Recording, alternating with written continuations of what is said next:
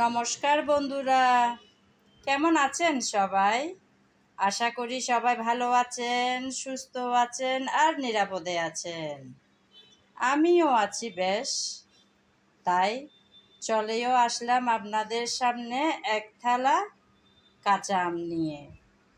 এই কাঁচা আম দিয়ে বানাবো দারুণ একটা রেসিপিটা দেখতে চাইলে আমার সঙ্গে থাকুন। শুরুতেই আমি এই আম কেটে নেব। কেটে নেওয়ার আগে আম কিন্তু ধুয়ে নিতে হবে। আম কাটার পরে ধুইলে হবে না, তাই আমি আগেই আম ধুয়ে নিয়েছি। আম সব কেটে নিলাম।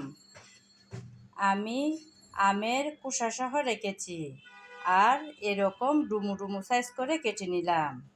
আপনারা চাইলে আপনাদের পছন্দ মতন যে কোনো শেপ করে কেটে নিতে পারেন। আর খোসা যদি পছন্দ না করেন তাহলে খোসাটাও বাদ দিতে পারেন।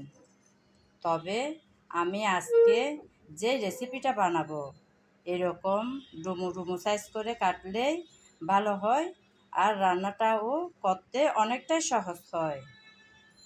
এবার চলে যাব রান্নায়। রেসিপিটা বানানোর জন্য চুলায় বসিয়ে দিলাম একটা লোহার কড়া। তাতে দিয়ে দিলাম কিছুটা পরিমাণ সরষে তেল। এই রেসিপিটা অবশ্যই সরষে তেল দিয়ে করতে হবে, তাহলেই সত্যিকারের স্বাদ পাওয়া যাবে।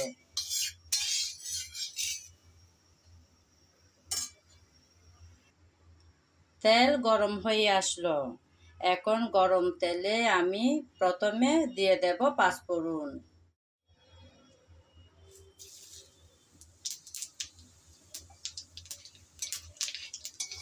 পাঁচফোড়ন হালকা একটু নেড়েচেড়ে মিশিয়ে নিলাম। পাঁচফোড়ন ফুটতে শুরু হলো। এখন দিয়ে দেব কেটে রাখা আম।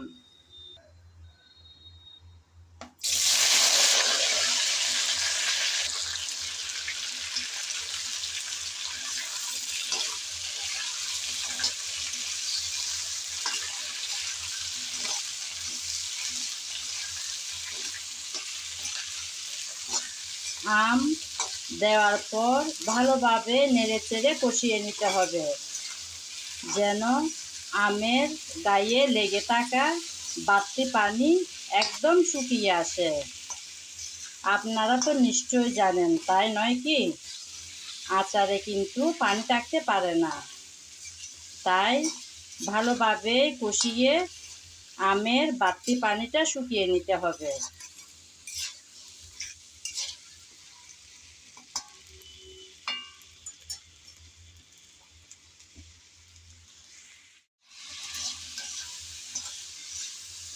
নেড়েচেড়ে কিছুক্ষণ ভাজার পর আমের কালার কিন্তু চেঞ্জ হয়ে আসলো। এরকম আমের কালার চেঞ্জ হয়ে গেলে বুঝে নিতে হবে আমের বাড়তি পানি অনেকটাই টেনে আসছে।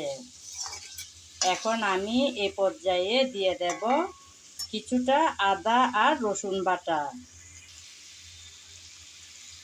আমি আদা আর রসুন একসাথেই বেটে রেখেছিলাম, ওখান থেকে বেশ অনেকটা পরিমাণ দিয়ে দিলাম।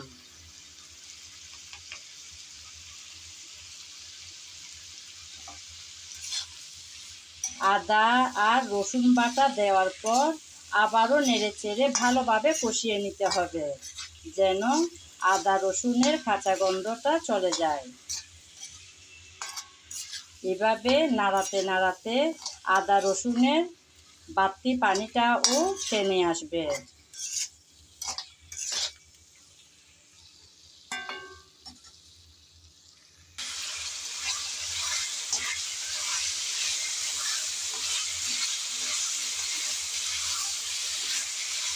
কিছুক্ষণ সময় ধরে আমি নেড়েচেড়ে আদা রসুন ভালোভাবে ভেজে নিলাম।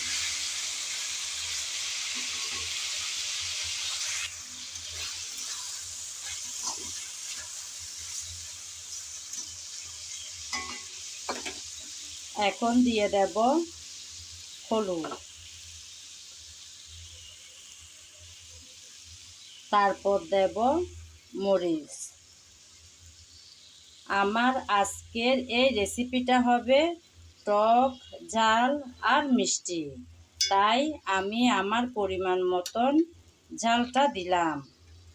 মরিচ দেওয়ার পর এখন দিয়ে দেব জিরা, ধনিয়া, গরম মশলা সঙ্গে শস্য পাউডার একসাথে মিশানো।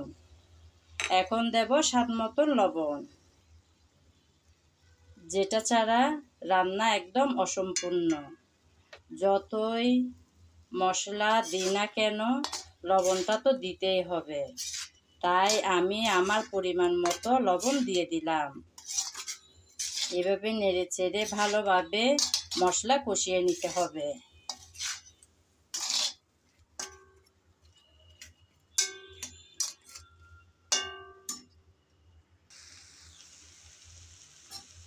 একটু নেড়ে চেড়ে মিশিয়ে দিয়েছিলাম মশলা দেওয়ার পর, আবারও আসলাম ভালোভাবে নেড়ে চেড়ে কষিয়ে নেব বলে। আমি কিন্তু আমার রান্নার ভিডিওতে সব সময় একটি কথা বলে থাকি, অর্থাৎ রান্নার ভালো স্বাদ হয় ভালোভাবে কষিয়ে নেওয়ার পর। যেমন সুন্দর কালার, সুন্দর ঘ্রাণ, ভালো স্বাদ তিনোটাই কিন্তু আসে ভালোভাবে কষিয়ে নেওয়ার পর। তাই কষানোর কাজটা খুব যত্ন সহকারে করে নিতে হয়।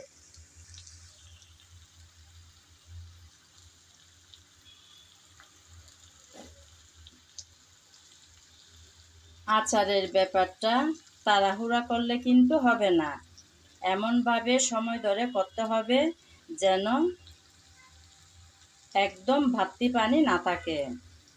কারণ আমি কাঁচা আম রোদে না দিয়েই এই আচার বানাচ্ছি, সেজন্য সময় ধরে আস্তে আস্তে এই রান্নাটা করতে হবে যেন বাড়তি পানি শুকিয়ে আসে।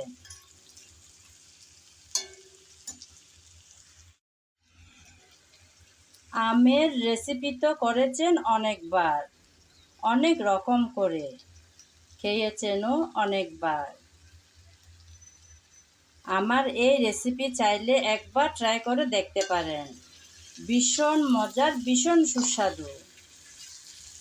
যে একবার খাবে সে অন্য রেসিপির কথা ভুলেই যাবে, এতটাই মজার। এই রেসিপিটা গরম গরম সাদা ভাত, পোলাও, বিরিয়ানি, এমনকি রুটি পরোটার সাথেও দারুণ লাগে খেতে। আবারও কিছুক্ষণ পর আসলাম বন্ধুরা, একটু নেড়ে চেড়ে মিশিয়ে নেব বলে, না হলে নিচে লেগে যাওয়ার সম্ভাবনা থাকতে পারে।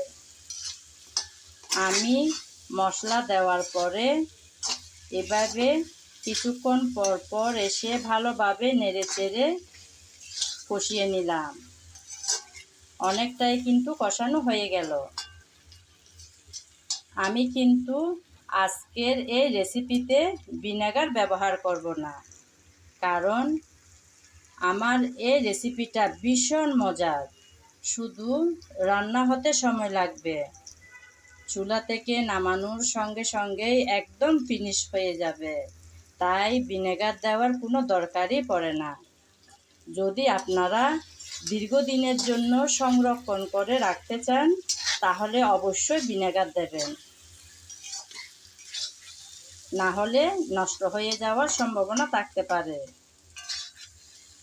আমি কিন্তু একদম রোদে দেওয়ার ঝামেলা ছাড়াই এই মজার রেসিপিটা বানাচ্ছি।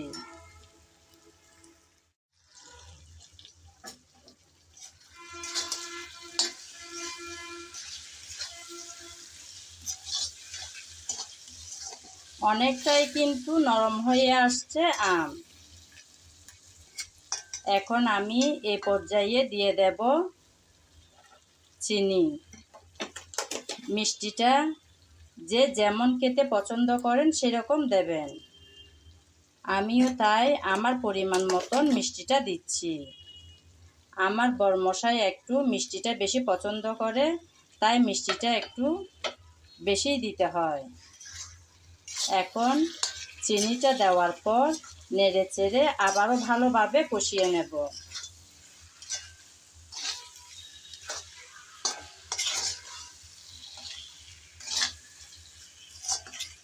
চিনিটা দেওয়ার পরে দেখুন বন্ধুরা, দেখতে কতই না লোভনীয় দেখাচ্ছে।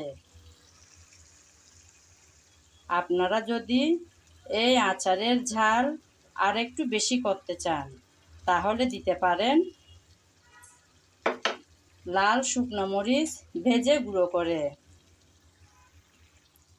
তাই আমি কিছুটা পরিমাণ লাল শুকনো মরিচ ভেজে গুঁড়ো করে রেখেছিলাম, ওখান থেকে কিছুটা পরিমাণ দিলাম। এই আচারটা টক ঝাল মিষ্টি হলে ভালো হয় বেশি খেতে, তাই আমি তিনোটা সে পরিমাণ দিলাম। এই আম কিন্তু ভীষণ টক, কারণ আমি জানি এই আমগুলো আনা হয়েছে আমার বাড়ি থেকে, অর্থাৎ আমার বাবার বাড়ি থেকে। আমগুলো কিন্তু ভীষণ টক, তবে পাকলে ভীষণ মজার। কাঁচা অবস্থায় টকটা একটু বেশি। চিনি আর মরিচ দেওয়ার পর আবারও কিছুক্ষণ এভাবে রান্না করে নেব।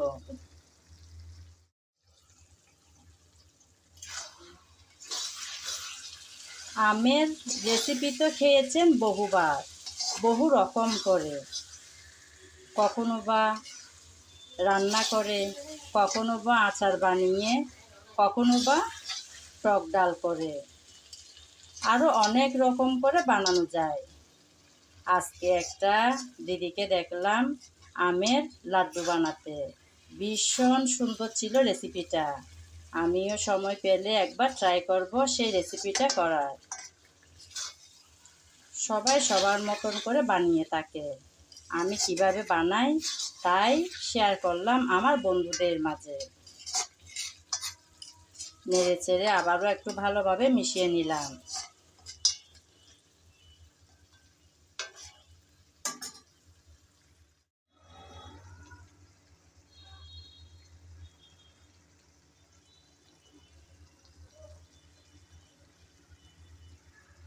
বন্ধুরা, আমার আজকের মজাদার এই রেসিপি একদম রেডি।